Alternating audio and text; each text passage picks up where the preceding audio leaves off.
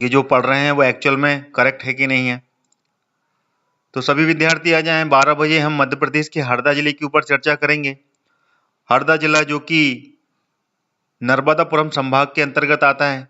नर्मदापुरम संभाग जिसमें कि 3 जिले आते हैं, हरदा, होशंगाबाद और बैतूल। तीनों ही मध्य प्रदेश के मायने में देखा जाए तो बहुत ही ज़्यादा इम्पॉर्टेंट हैं और तीनों में कहीं ना कहीं पे बहुत ज़्यादा फैक्ट जुड़े हुए हैं। होशंगाबाद जिसको कि होशंग शाह ने बसाया था। नर्मदापुरम संभाग जो कि मध्य प्रदेश का सबसे छोटा संभाग कहलाता है। और Betul one of the important district about Madhya Pradesh GK itself, because lot of facts it has been included in Betul district। Madhya Pradesh की एक बहुत ही प्यारी नदी जो कि पूर्व से पश्चिम की ओर बहती है, ताप्ती नदी, वहीं से निकली है। तो नर्मदापुरम संभाग अपने मायने में बहुत ही ज़्यादा इम्पोर्टेंट है।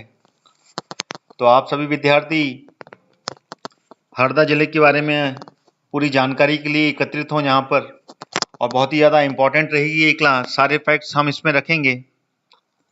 हरदा जिला कब बनाया गया, इसकी स्थापना कब की गई, और यहाँ पर कौन कौन से इम्पोर्टेंट प्लेसेस हैं, कितनी जनसंख्या है इसकी, और कितने क्षेत्रफल में ये फैला हुआ है, ये सारी जानकारी आज इस वीडियो में हम शामिल करेंगे, जैसा कि पहले भी हम शामिल कर चुके हैं।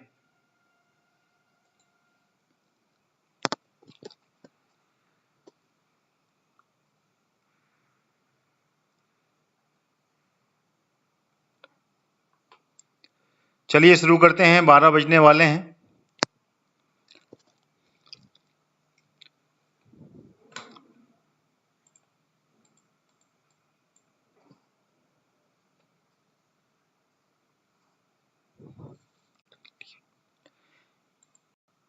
ये आ गया आपका पहला स्लाइड, हरदा जिला।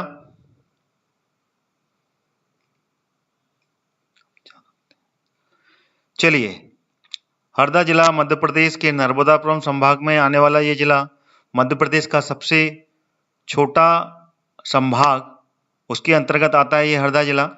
पूर्व में होशंगाबाद जिले का ये भाग रहा था, होशंगाबाद जिले के अंतर्गत आता था ये। उसके बाद में इसको होशंगाबाद जिले से अलग करके नया जिला बनाया गया। 25 मई 1998 को इसको नए जिले के रूप में गठित किया गया। यह है होशंगाबाद मानचित्र में, और इसके बाजू से लगा हुआ पश्चिम की तरफ में यह है हरदा जिला। ठीक है। और पहले के आंकड़े देखा जाए तो इससे पहले जब आगर मालवा और निवाड़ी ये दोनों जिले नहीं बने थे, जब निवाड़ी आगर मालवा, उससे पहले ये सबसे छोटा जिला कहलाता था, सबसे छोटा जिला कहलाता था उस समय। लेकिन जब आगर मालवा बना, ये बना था 2013 में और ये बना 2018 में। उसके बाद में ये आंकड़े बदल गए, है ना, इस पे ध्यान दीजिएगा। 2013 में सबसे छोटा जिला कहलाता आगर मालवा कहलाता था, और उसके बाद में निवाड़ी जिला अभी जो नया बना है सबसे छोटा जिला कहलाता है ये। ठीक है। तो इसलिए आपको इन आंकड़ों पर ध्यान देना है कि सबसे छोटा जिला अभी निवाड़ी जिला है, लेकिन उससे पूर्व 98 तक, ठीक है ना, सबसे छोटा जिला हरदा बन के निकला था। ठीक है। तो आपको ये ध्यान रखना है। और उससे पहले दतिया भी था, दतिया को भी आपको ध्यान रखना पड़ेगा। दतिया जिला भी छोटे जिले में पहले माना जाता था। जय हिंद नरेंद्र जी। ठीक है। चलिए अगला क्वेश्चन, अगली स्लाइड पे चलते हैं। हरदा जिला, उसके इंपॉर्टेंट, उसका जो जिला मुख्यालय है वो हरदा ही है। ये हरदा जिले का पूरा मैप आपके सामने, जितने भी पॉइंट दिख रहे हैं ये सारी की सारी तहसीलें हैं। ठीक है ना, जिसके बारे में आने वाली स्लाइड्स में आपको पूरा क्लियर होगा कौन कौन सी तहसीलें हरदा जिले के अंतर्गत आती हैं। हरदा जिला जैसे कि मैं बता चुका हूं नर्मदापुरम संभाग के अंतर्गत आता है। मध्य प्रदेश का सबसे छोटा संभाग है नर्मदापुरम, उसके अंतर्गत ये हरदा जिला आता है, जिसमें कि 3 जिले आते हैं। मैंने पहले ही बता दिया आपको, होशंगाबाद, बैतूल और हरदा। हेलो अंजलि जी, गुड आफ्टरनून। ठीक है।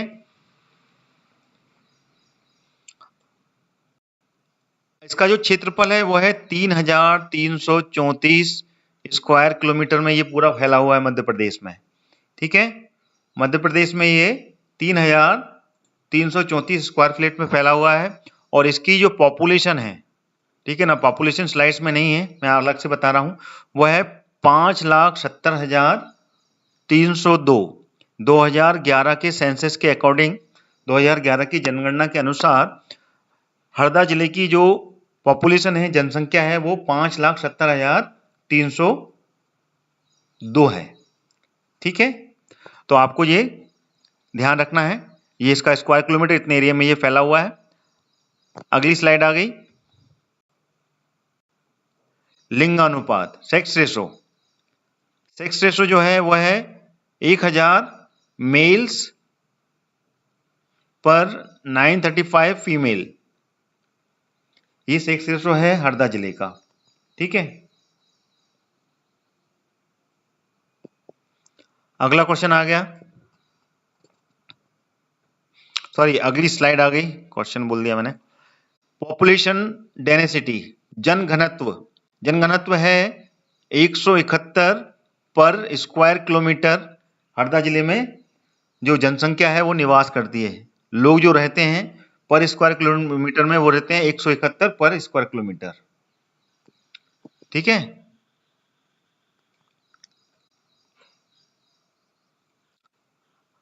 अगला लिटरेसी रेट। ठीक है ना, लिटरेसी रेट कितना है इसका? साक्षरता का दर 72.5%। मध्य प्रदेश का जो लिटरेसी रेट है वो है 72.5%। अगली स्लाइड आ गई आपके लिए, तहसीलें जैसे कि मैंने बता चुका हूं, जितनी भी ये बिंदु दिए हुए हैं मध्य प्रदेश के इस हरदा जिले में, वो सब तहसीलें हैं। खिरकिया, हरदा, टिमरनी, सिरौली, रेहटगांव और हंडिया, ये सारी तहसीलें हैं हरदा जिले की। ये देखो, ठीक है, सिरौली, ठीक है ना, हरदा, खिरकिया, हंडिया, टिमरनी, ये सारी तहसीलें हैं।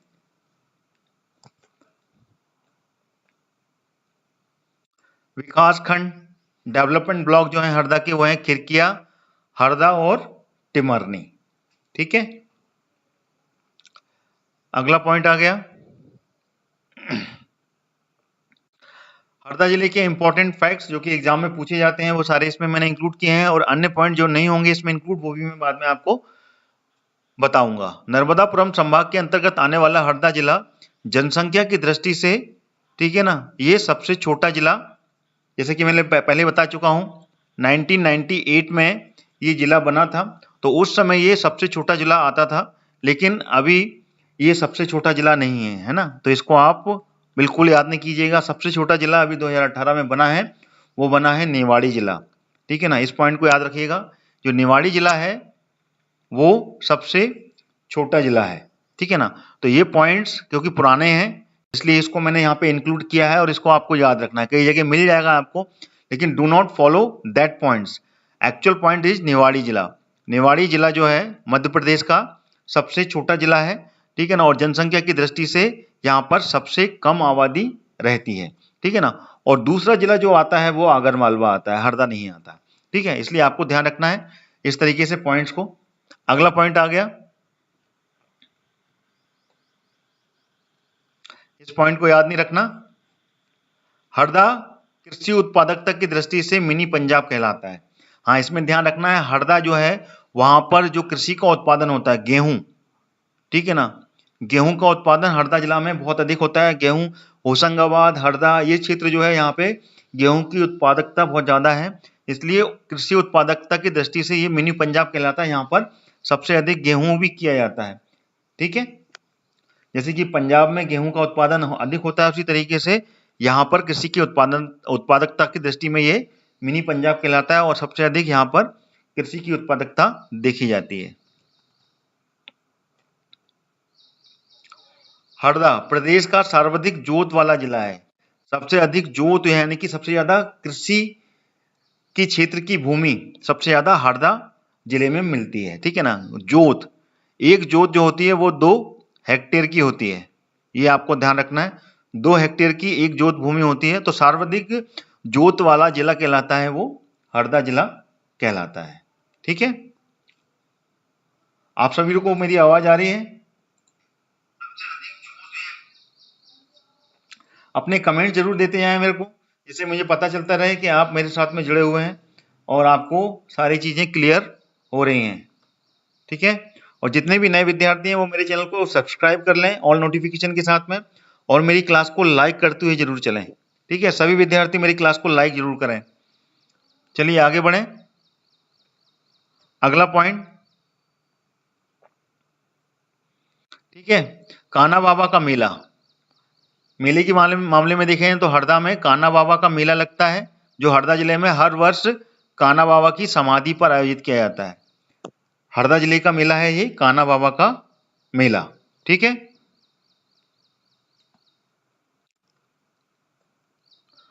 अगला क्वेश्चन आ गया, अगला स्लाइड आ गया, सॉरी। हरदा जिले में 2 प्रमुख नदियां हैं, गंजाल और नर्मदा। ठीक है ना, गंजाल नदी जो है जो हरदा जिले की लोकल नदी है, ठीक है, जो कि नर्मदा की सहायक नदी है, और नर्मदा नदी जो कि मध्य प्रदेश की सबसे बड़ी नदी कहलाती है, जो कि हरदा जिले से होकर निकलती है। ठीक है, इसको आपको ध्यान रखना है। अगला क्वेश्चन, सॉरी अगली स्लाइड, बार बार क्वेश्चन बोल रहा हूं मैं।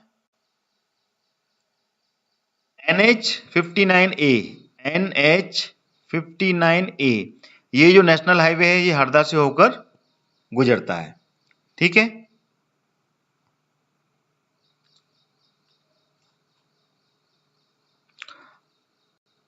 यहाँ के जो प्रमुख स्थल हैं वो हैं हांडिया, तेलसराय, कान्हा बाबा की समाधि और मकड़ाई का किला। ये इंपॉर्टेंट प्लेसेस हैं यहाँ पर। ठीक है, और यहाँ पर लोकमान्य तिलक, महात्मा गांधी, इन सभी ने यहाँ पर यात्रा भी की है। स्वतंत्रता आंदोलन के समय में बाल गंगाधर जो लोकमान्य तिलक जी थे, उन्होंने एक बार यहाँ की यात्रा की, हरदा की, और महात्मा गांधी ने यहाँ पर 4 बार यहाँ की यात्रा की है। ठीक है,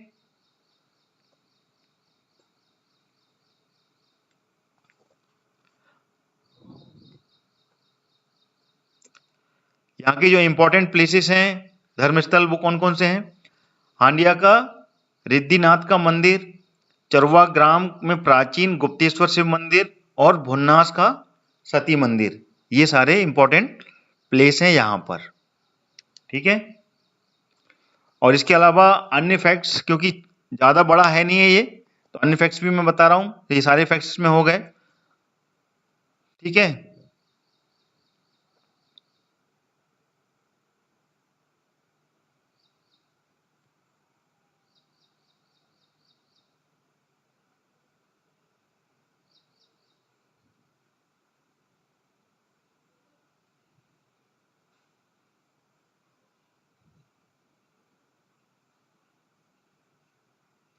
इसके अलावा एक पॉइंट और है हरदा का, ज्यादा बड़ा नहीं है वो।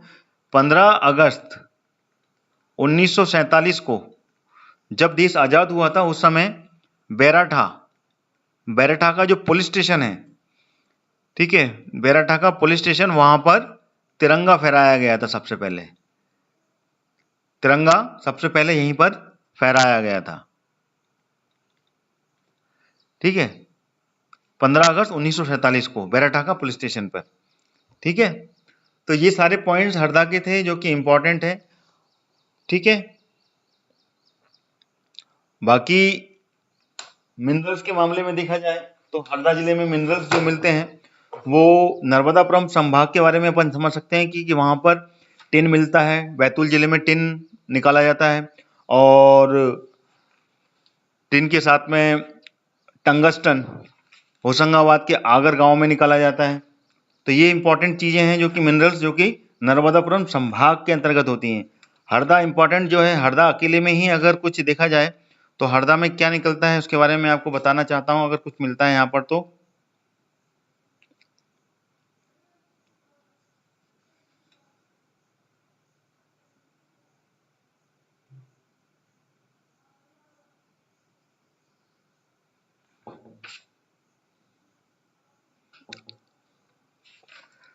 हरदा जिले के बारे में कोई मिनरल्स ऐसा जानकारी में नहीं है मेरे कि हरदा में कोई मिनरल्स निकलता है। बाकी बैतूल में कोयला निकाला जाता है, कोयला के भंडार है वहां पर, ठीक है ना, कोयला की खदानें हैं। बैतूल में टिन निकाला जाता है, नर्मदापुरम संभाग के अंतर्गत जो आता है, ठीक है ना। इसके अलावा बैतूल में ग्रेफाइट भी वहां पर मिलता है, ये आपको ध्यान रखना है, ठीक है। होशंगाबाद में अपना कोयले का भी वहां पे काफी कुछ क्षेत्र है, यहाँ पे कोयला खनिज मिलता है होशंगाबाद में। और आगरगांव में टंगस्टन निकाला जाता है, जो मैं आपको बता चुका हूँ। सबसे हार्ड एलिमेंट जो है वो होशंगाबाद में निकाला जाता है। तो नर्मदापुरम संभाग के अंतर्गत आता है हरदा, इसलिए मैंने नर्मदापुरम संभाग के जितने भी जिले हैं उसमें इंपॉर्टेंट जो खनिज हैं, मिनरल्स हैं, उसके बारे में आपको जानकारी दी, ठीक है। इसके अलावा और कोई पॉइंट्स इसमें है नहीं है हरदा में जिसके बारे में मैं बताऊं। बाकी इंपॉर्टेंट जितने भी पॉइंट्स है वो मैंने सारे इसमें कवर कर दिए हैं। और इसके अलावा और भी कोई पॉइंट्स आप पूछना चाहते हैं तो आप मुझसे पूछ सकते हैं। ये सारे के सारे हरदा जिले के बारे में पॉइंट्स मैंने क्लियर किए हैं।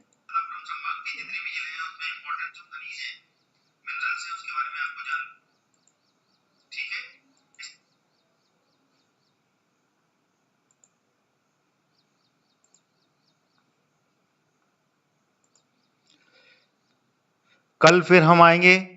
आज की क्लास यहीं पे वाइंड अप करते हैं। अगर आपके पास में कोई भी पॉइंट्स ऐसे नहीं मिल रहे हैं तो आप कल दोबारा भी पूछ सकते हैं। सुबह 8 बजे से मध्य प्रदेश की MCQ सीरीज चलती है, जिसमें मध्य प्रदेश के सारे मध्य प्रदेश रिलेटेड जितने भी क्वेश्चंस होते हैं वो सब रखे जाते हैं। 25 क्वेश्चंस हर रोज का लेता हूं मैं उसमें, और उसके बारे में सारे फैक्ट्स मैं सामने रखता हूं।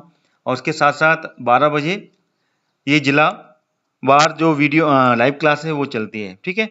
इसके बाद में कल जो लाइव क्लास होगी उसके बारे में जानकारी मैं अभी आपको कमेंट्स के माध्यम में दे दूंगा कि कौन सा जिला हम कवर करेंगे, ठीक है। तो thank you so much to all of you who has been join my class. कल फिर मिलते हैं हम। सभी नए विद्यार्थी मेरी क्लास को सब्सक्राइब जरूर कर लें, ठीक है, और साथ ही साथ ऑल नोटिफिकेशन के साथ में। कल मिलते हैं सुबह 8 बजे से। 8 बजे क्लास है मध्य प्रदेश की, और 12 बजे मध्य प्रदेश के जिले के ऊपर।